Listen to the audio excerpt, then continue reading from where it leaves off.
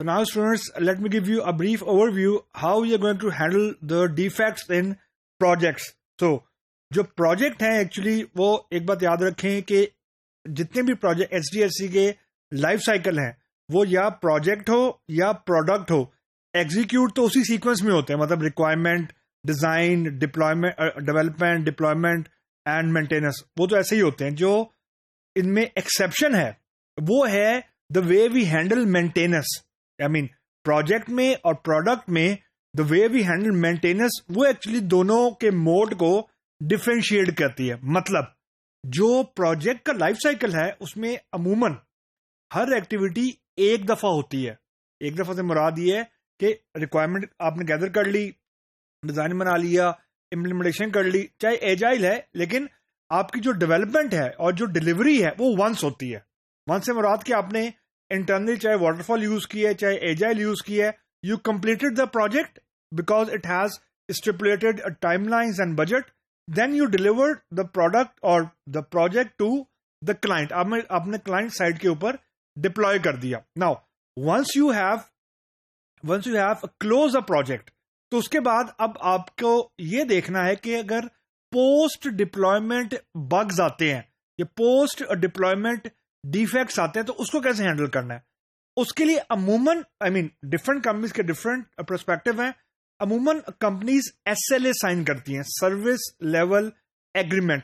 Product में तो आपके लाइसेंस फी मंथली चार्ज हो रही होती है, तो उसके अंदर it is a part and parcel of that SLA. लेकिन जो प्रोजेक्ट का एसएलए होता है वो डिफरेंट होता है. डिफरेंट इसलिए होता है क्योंकि ये ऑनगोइंग एक्टिविटी नहीं है, मेंटेनेंस नहीं हो रही. यानी ये नहीं हो रहा कि आप एक प्रोजेक्ट को मल्टीपल साइट्स पर डिप्लॉय कर रहे हैं, ऐसा नहीं हो रहा.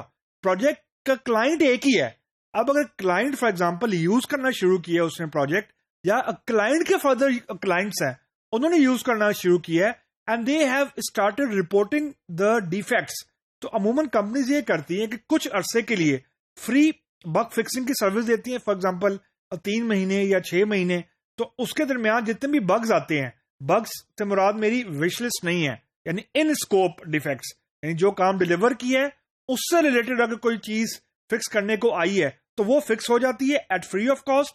But after fix time period 3 month 6 month the vendor, जिस कंपनी ने सॉफ्टवेयर बनाया होता है, they charge to fix the bug. This is what SLA is. तो जो एसएलए है वो दो तरीकों से एग्जीक्यूट हुआ करता है. या तो जो कंपनीज हैं वो fix amount per month client से ले लेती हैं कि जी एक्स अमाउंट हम मंथली चार्ज करेंगे टू मेक श्योर कि जो सॉफ्टवेयर है it should keep on running, और they charge for per visit. For example client ने कोई इशू रिपोर्ट किया, they provide the estimates and the client approve those estimates and then they fix it and so on. Like एक आपकी fix SLA चल रही है fix cost की, चलिए इट डज नॉट मैटर कितने इश्यूज आते हैं कितने इश्यूज नहीं आते, आपका एसएलए चल रहा है.